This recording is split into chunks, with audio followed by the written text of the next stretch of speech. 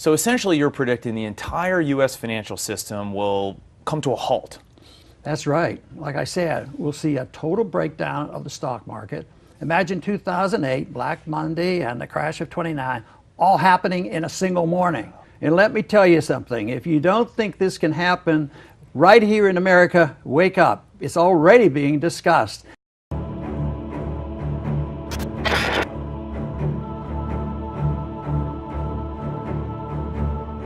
When Beijing deploys defense systems to disputed South China Sea, tensions start to escalate between China and the United States in the South China Sea. At this moment, we have unprecedented military training, military drills, FEMA training in the US, in Russia and on Russian border, and in the South China Sea. We have Obama administration continue its drift towards global conflict through an openly confrontational policy towards Beijing in the South China Sea and against Russia in Eastern Europe.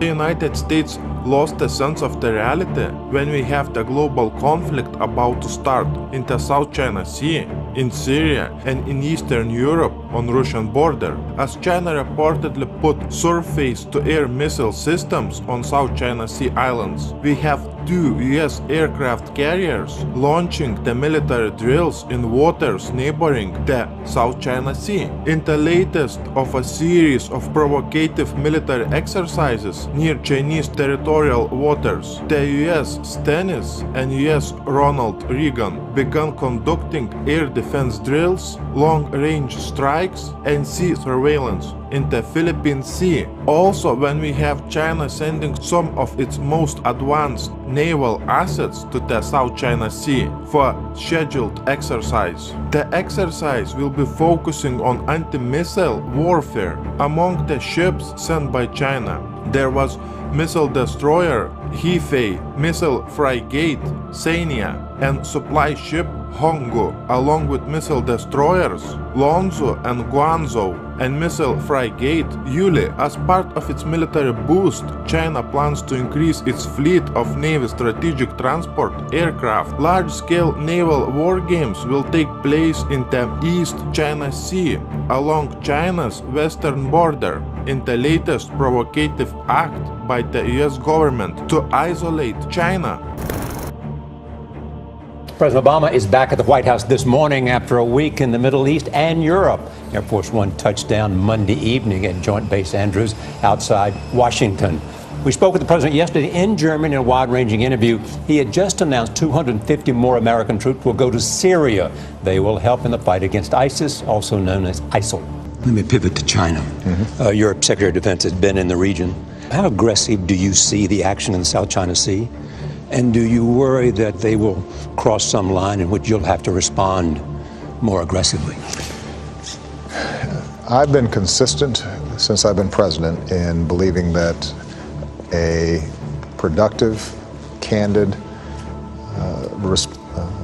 relationship between the United States and China is vital not just to our two countries but to world peace and security. We're a lot better off with a China that feels confident. It's not a zero-sum game. It's not a zero-sum game. What is true, though, is that they have a tendency to view some of the immediate regional issues or disputes as a zero-sum game. So with respect to the South China Sea, rather than operate under international norms and rules, their attitude is we're the biggest kids around here and we're going to push aside the Philippines or the Vietnamese. But it doesn't mean that we're trying to act against China. We just want them to be partners with us. And where they break out of international rules and norms, we're going to hold them to account. Why does China need more than 1,000 new aircraft which can carry up to 66 tons of cargo and has the flight range of 3,200 miles? Nearly $5 trillion in trade passes annually through this region in the South China Sea.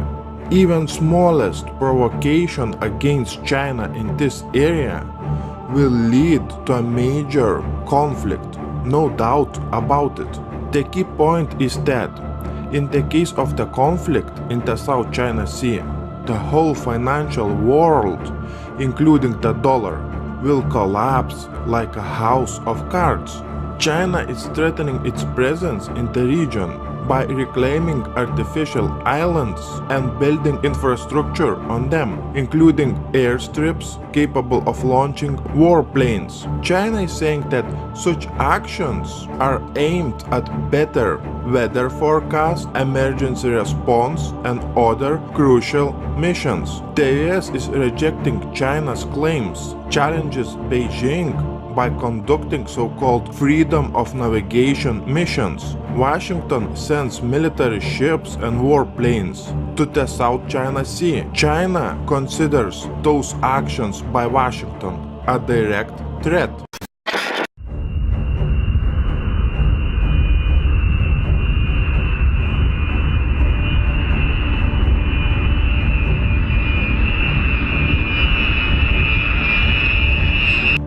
This is an emergency broadcast.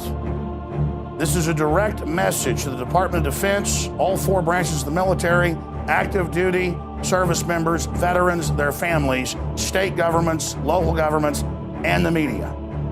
We are going to display 100% irrevocable proof that there is a global move, not just here, but all over the world, to militarize police and to put standing armies on the streets to suppress the population and to carry out political operations. When Chinese aircraft carrier reportedly docks at Tartu, Syria, Chinese fighter jets and helicopters to assist Russia in the battle against US-backed proxies in Syria, we have Russia and China teaming up to beef up military operations which may serve both nations strategically against a common enemy, the United States. The joint military operations may also affect China's bid in the South China Sea, where China is getting strong objections from other countries. The Chinese and Russian military are to hold first ever joint exercise on how to counter an incidental or provocative missile attack. It comes as the US and South Korea are discussing the deployment of THAAD missile interceptors in Asia. Russia and China are prepared to conduct their first computer-assisted missile defense exercise. Russia and China are saying that the drill was not directed against any third party. The announcement comes after Moscow announced its plan to increase joint exercises with China. The Russian and Chinese defense ministers decided to hold the first air and space security joint computer-assisted command and staff exercise.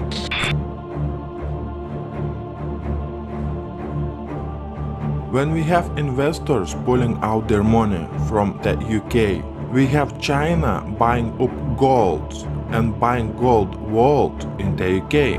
We have investment funds from around the world worth 10 trillion US dollars participating in St. Petersburg Economic Forum in Russia, making historic business deals. When we have China establishing a new web-based platform for selling goods, we have 150,000 Chinese companies to enter the Russian market over the next few years. Very simple question to you.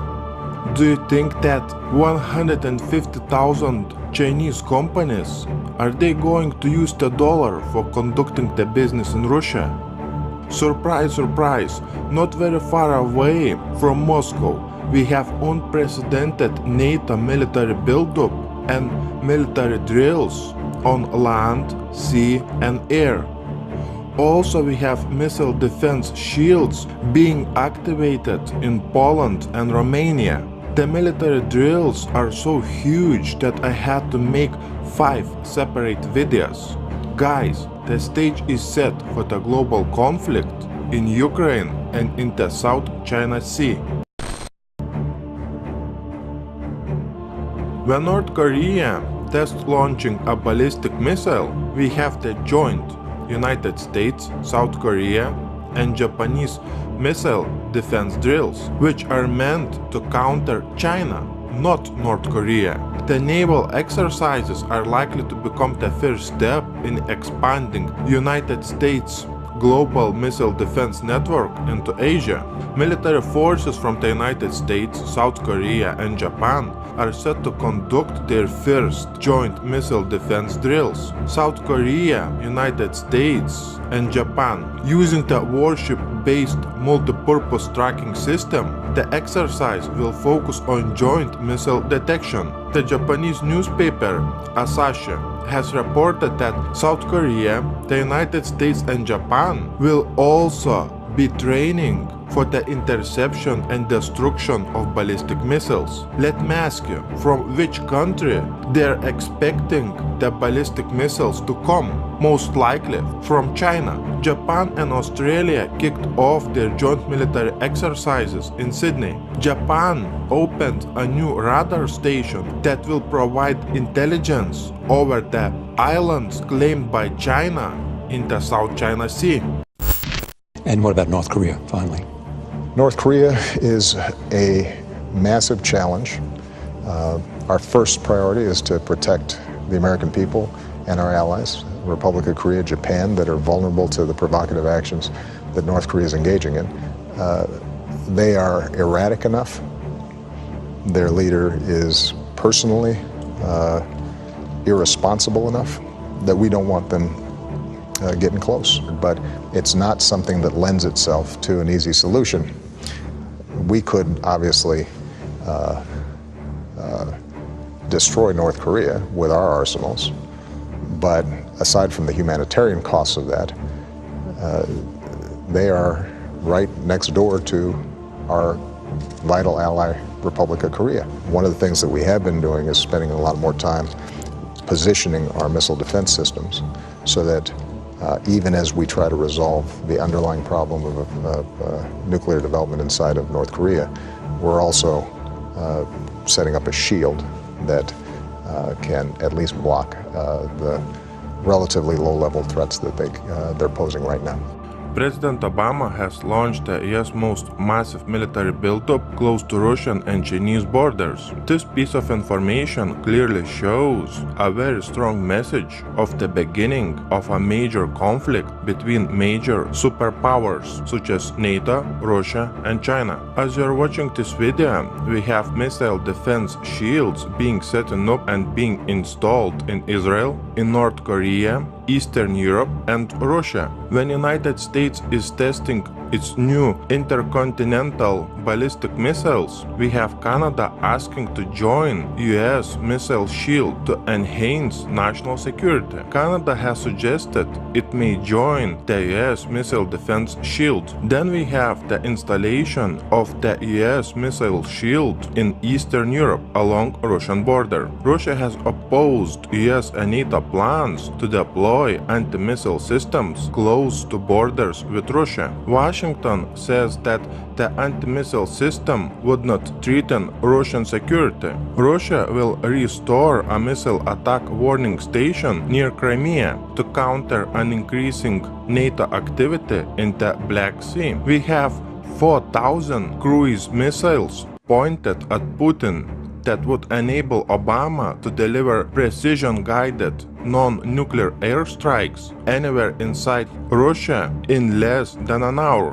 When Putin calling Obama's new missile shield in Eastern Europe along Russian border a direct threat, we have Poland setting up a new missile shield. And then we have Romania setting up a new missile shield. We have US anti-missile base in Poland put by Obama, and in Kaliningrad we have Putin threatening to put nuclear missiles there. We have Putin activating S-400 defense systems all around Russian border with Eastern Europe, and we have nuclear missile systems patrolling Moscow streets. We have Norway and the US planning to establish a new military radar post in Vardø, Finnmark, in addition to the already existing US Globus 2 radar system. Let me show you on the map where all the missile defense shields are being set up and being installed in Eastern Europe. Just look at this map. Here we have Putin in Moscow, placing S-400 defense systems all around Moscow, and we have some in Kaliningrad. Here we have Obama setting up a missile defense shield in Poland and Romania, and putting radars in Norway. And in all these countries we have NATO and US military training at unprecedented scale. Watch my new video on military training and military hardware movement by Putin and by Obama in these countries. The link to my new video, as always, will be below in the description box.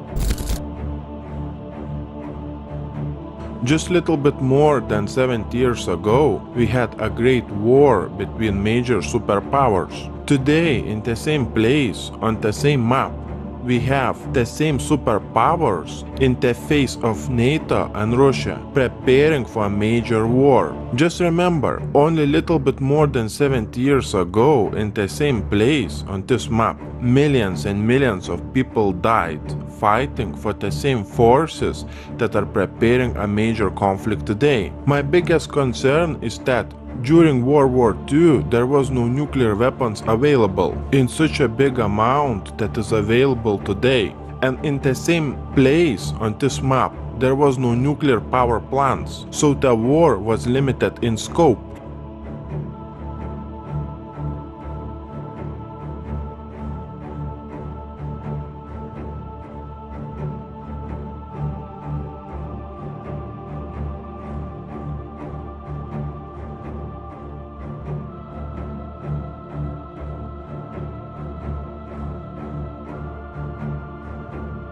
While the Allied forces lost hundreds of thousands of citizens during the course of the conflict, at least 27 million Soviets were killed during what's known in Russia as the Great Patriotic War. The Eastern Front also proved the deadliest for Nazi Germany, with 74% of their war deaths occurring there. Almost every single Soviet family suffered the horrors of this war. Only 37% of all men drafted to the front line survived till the end of the conflict.